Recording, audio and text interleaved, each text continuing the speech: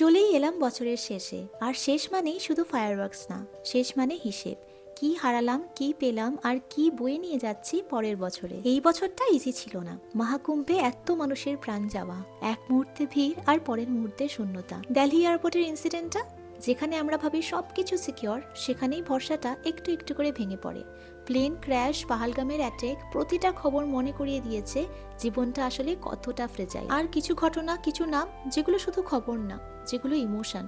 জুবিন গার্গকে ঘিরে যে খারাপ খবরগুলো এলো, আমাদের সকলকেই কতটা পেইন দিয়ে গেল। জুবিন গার্গ নেই এটা বলবো না, সব মিলে 2025 অভিশপ্ত ছিল, সবাই বলছে। কিন্তু জানো, আমার পার্সোনাল লাইফে বছরটা তেমন খারাপ যায়নি। সব ঠিকঠাক ছিল না, কিন্তু সব খারাপও ছিল না। হ্যাঁ, আমি ভেবেছিলাম ইউটিউবে 10K সাবস্ক্রাইবার এবার কমপ্লিট হয়ে যাবে, সেটা হলো না। কিন্তু আমরা খুব কাছাকাছি। কাল মাত্র একটা দিন, কে জানে এই ভিডিওটা যদি ভাইরাল হয়ে যায় 10K হয়েও যেতে পারে। এইদিকে আমার অ্যালগোরিদম এত ডাউন চলছে, তাও আমার এক্সপেকটেশন দেখো। আর যদি তোমরা চাও আমি আমার 2025 ভিশন বোর্ড ভার্সেস রিয়েলিটি নিয়ে একটা অনেস্ট ভিডিও বানাবো, এরকম ভিডিও ভালো লাগলে চ্যানেলটাকে ফলো বা সাবস্ক্রাইব করে দিও। আর দেখা হচ্ছে আবার কালকে। বাই।